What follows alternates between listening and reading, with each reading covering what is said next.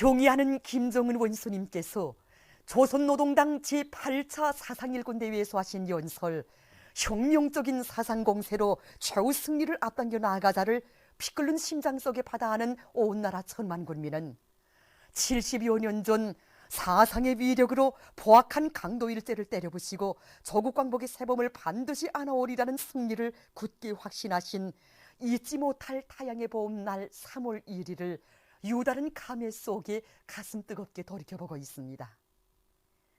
그럼 이 시간에는 위대한 수령 김일성 동지의 회고록 세기와 더불어에서 타양에서 봄을 맞으면서의 일부를 보내드리겠습니다.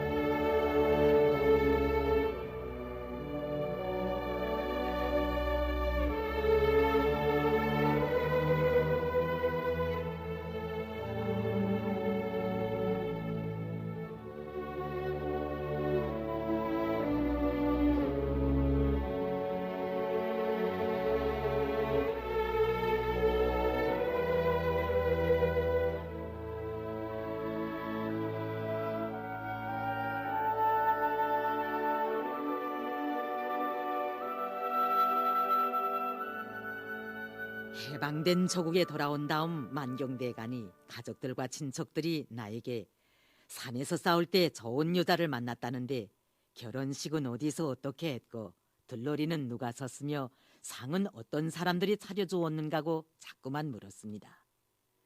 나는 아무 대답도 못하였습니다. 그런 물음에 대답하자니 갑자기 목이 메고 말문이 막히었습니다.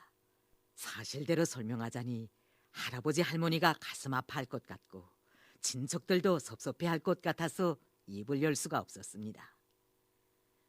우리가 산에서 싸울 때는 결혼식상이라는 것을 몰랐습니다. 생활이 간구하고 어렵기도 하였지만 나라를 찾지도 못하고 만국민의 수치를 씻지도 못한 처지에 우리가 어떻게 결혼식이나 생일잔치 같은 것을 생각할 수 있었겠습니까?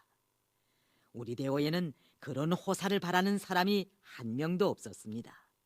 유격대식 결혼이라는 것이 아주 간단합니다. 대원들 앞에서 오늘 아무개 동무와 아무개 동무가 결혼을 한다고 선포하면 그만입니다. 지금의 청년들처럼 첫날 옷을 차려입고 큰 상을 받는 것 같은 예식은 생각조차 할 수 없었습니다. 좀 괜찮은 경우라야 밥 한 그릇이 고작입니다. 밥이 없으면 죽이 없으면 감자나 강냉이 같은 것을 나누었는데 그런다고 투덜거리는 사람도 없었습니다. 오히려 그것을 응당하고 자연스러운 것으로 받아들이었습니다. 우리는 그때 부부로 선포된 다음에도 소속 중대나 소대에서 정전과 같이 생활하였습니다. 지휘관이라고 해도 예외가 없었습니다. 결혼을 하자마자 싸움터에 나갔다가 전장에서 쓰러진 부부가 있는가 하면 서로 다른 임무를 맡아가지고 따로따로 떨어져 생활하는 동무들도 있었습니다. 나와 김종숙이 결혼하던 날 전우들은 우리를 위해 무엇인가 마련해 보려고 하였으나 아무것도 구하지 못하였습니다. 온 부대가 식량이 떨어져 끼니도 잊지 못하는 때에 어디서 무엇을 마련할 수 있었겠습니까? 첫날 옷도 큰 상도 주례도 들러리도 없었지만 그 혼례가 한평생 잊혀지지 않습니다. 김종숙이도 생전에 그날을 두고두고 추억했습니다. 새 세대들이 이런 말을 들으면 그럴 수가 있는가 하고 머리를 기웃거릴지도 모르겠지만 그때의 형편에서 달리야 될 수 없지 않습니까? 모두가 그런 식으로 혼례를 치루었습니다. 오히려 그것을 못으로 여기었습니다.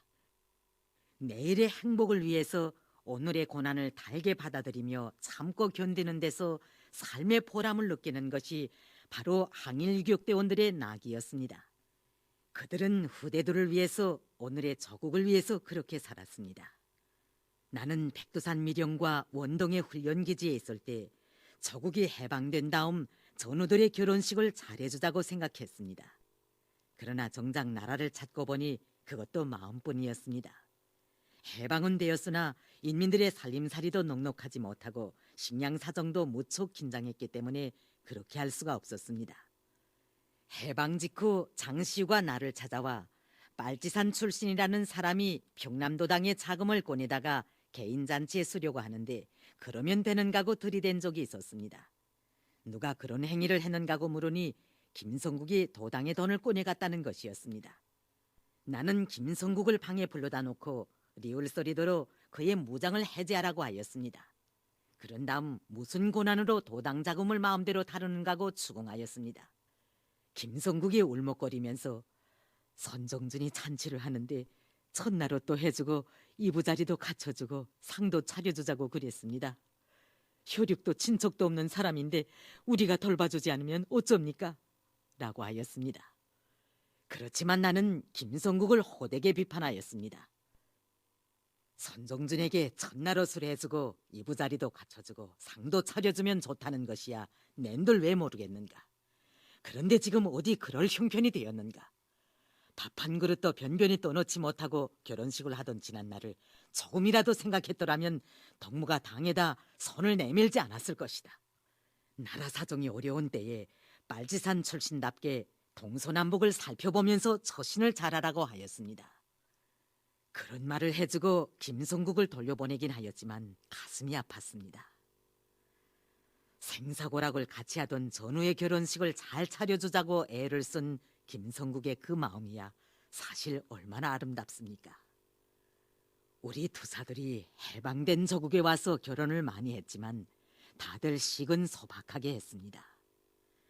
나는 그게 늘 속에 얹혀 내려가지 않았습니다. 그래서 김정일 동무는 그들이 생일 60돌, 70돌을 맞을 때에는 상도 차려주고 선물도 보내주곤 합니다.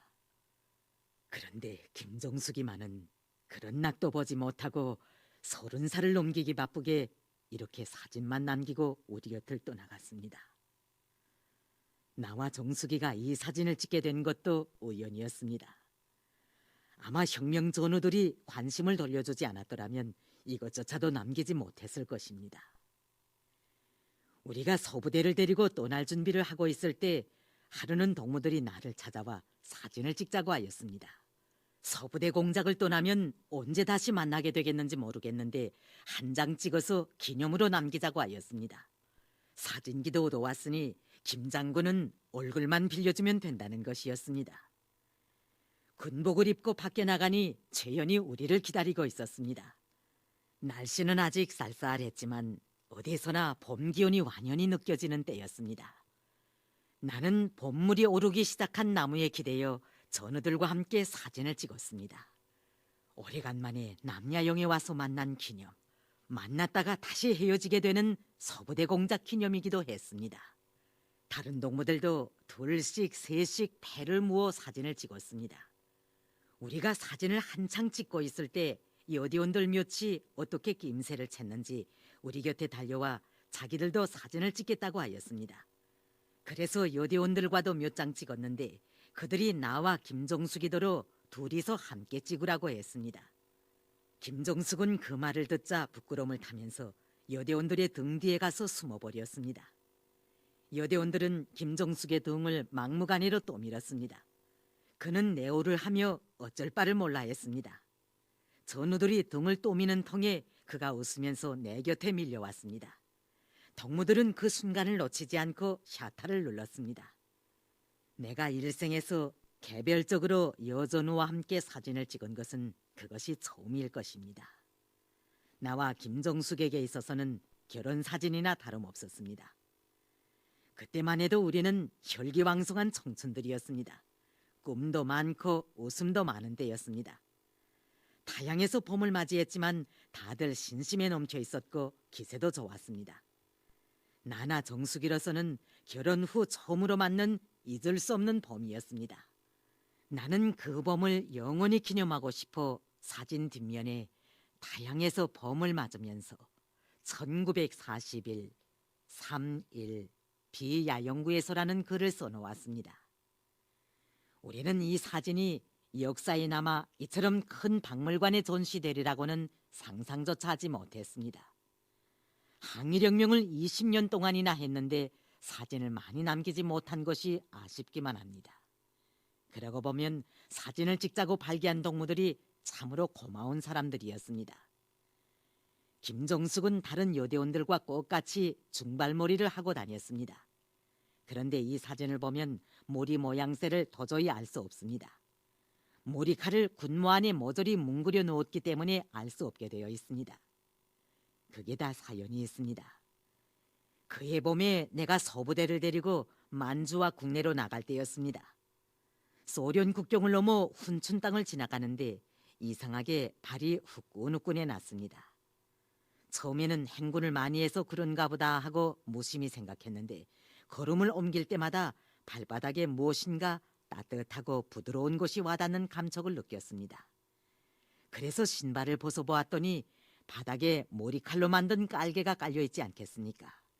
나는 그때야 김정숙이 방 안에서도 별스럽게 군무를 벗지 않고 지내던 것을 상기하고 그가 나를 위해 머리카락을 섞어서 신발 깔개를 만들었다는 것을 알게 되었습니다. 김정숙이 군무를 쓰고 있었던 것은 수치 성그러진 머리를 남들에게 보이기가 멋쩍어서 그랬을 것입니다. 그날 우리와 함께 사진을 찍던 사람들이 이제는 한 명도 없습니다. 안길이도 가고 최현이도 가고 정숙이도 가고 그렇게 많던 사람들이 다 가고 나만 남았습니다. 나랑 안길이랑 최현이랑 기대어 서서 사진을 찍던 그 나무도 지금쯤은 거목이 되었을 것입니다. 남야영은 어떻게 변모되었는지 모르겠습니다. 시간을 내어 한번 가보고 싶은 생각도 납니다.